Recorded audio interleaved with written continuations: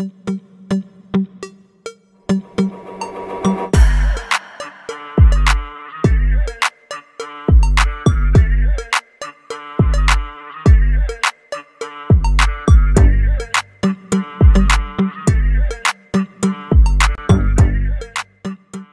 Malaysia, selamat kembali ke Ilvino ESTV channel. Jangan lupa untuk tekan butang subscribe supaya Anda tidak ketinggalan dengan semua perkongsian yang saya akan kongsikan di dalam channel ini. Untuk perkongsian berita hari ini dipetik daripada syahbudin.com.net. Apa kata Perhimpunan Agung Khas Bersatu 2 Mac ini pindah sekali syarat kelayakan cabar Presiden. Sudah sah Bersatu akan mengadakan Perhimpunan Agung Khas pada 2 Mac ini bagi memindah perlembagaannya. Perlembagaan yang bakal dipindah itu ialah untuk mengetatkan lagi peraturan bagi menghalang ahli parti itu memberi sokongan kepada parti lawan sebagaimana dilakukan 6 ahli parlimennya sebelum ini. Dalam Akta Lompat Parti, kedudukan seseorang sebagai ahli parlimen hanya akan tergugur jika beralih menyertai parti lain, dan seterusnya perlu diadakan suatu pilihan raya kecil semula.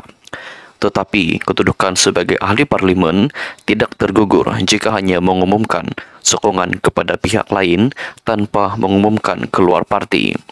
Berikutan tindakan 6 ahli parlimen Bersatu memberi sokongan terbuka kepada kerajaan dan Perdana Menteri Anwar Ibrahim demi mendapatkan peruntukan untuk pembangunan bagi kawasan parlimen masing-masing. Bersatu mendapati wujud keperluan memindah perlembagaannya dan untuk mengelakkan lebih ramai menderhaka kesetiaan demi memperolehi ganjaran. Beberapa parti lain sebenarnya telah lebih dulu memindah perlembagaan masing-masing kerana menyedari wujud kelompangan dalam Akta Lompat Parti yang sedang dikuatkuasakan. Namun demikian, dalam Bersatu sekarang, bukan isu 6 ahli parlimen yang mengalihkan sokongan itu saja yang menjadi topik hangat.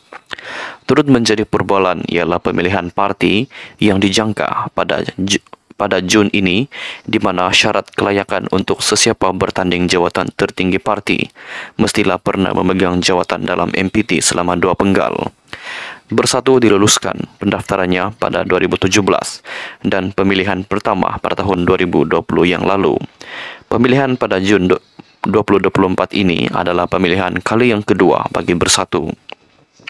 Dalam hal berkaitan, meskipun Mahyadin Mohamad Yassin telah mengumumkan ingin mengekalkan jawatan Presiden Bersatu sepenggal lagi dan Hamzah Zainuddin yang dikehendaki ramai untuk mengambil alih teraju kepimpinan parti bagi memberi wajah baru kepada parti turut menyatakan sokongan kepada bekas Perdana Menteri itu, tetapi di sebalik wujud desakan berterusan agar ketua pembangkang itu bertanding juga melawan Mahyadin.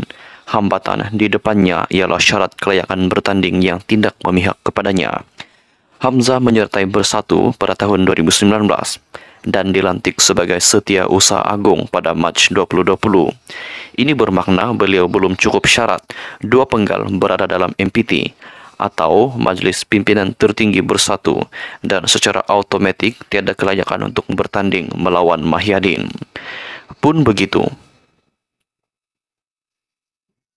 sebagai tanda sokongan yang diperolehinya untuk menerajui Bersatu, pejabat beliau yang disebut sebagai White House selain sentiasa dikunjungi ramai ahli dan pemimpin parti setiap hari, di situ turut menjadi medan perbualan untuk menyokong dan memastikannya menjadi Presiden Bersatu menggantikan Mahyadin.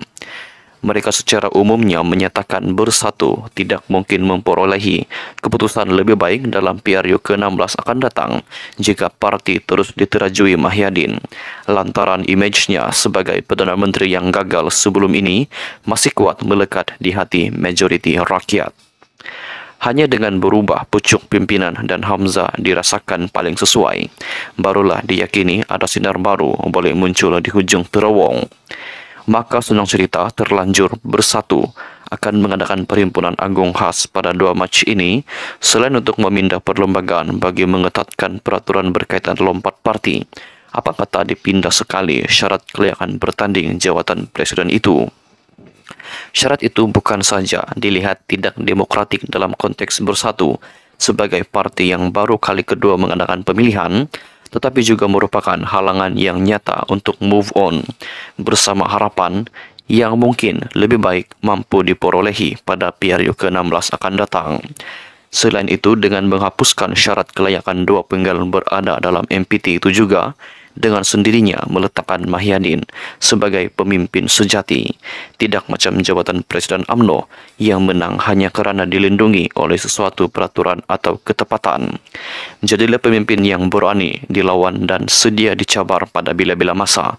Bahkan secara moralnya, menang bertanding melalui perlawanan jauh lebih bernilai berbanding menang secara tidak bertanding kerana orang lain dikenakan sekatan. Lagi pula, takkan Mahyadin nak menang sebagai presiden melalui cara betina begitu. Soal sama, soal sama ada Hamzah benar-benar akan bertanding atau tidak, itu haruslah dijadikan persoalan kedua. Yang penting, ruang untuk bertanding itu biarlah sentiasa dibuka. Sekian saya dulu perkongsian berita untuk hari ini. Jangan lupa untuk tekan butang subscribe, like video ini dan jangan lupa untuk tekan butang share. Jangan juga lupa tinggalkan semua pendapat anda, komen anda di ruangan komen di bawah. Jumpa anda di perkongsian berita yang seterusnya. Bye-bye.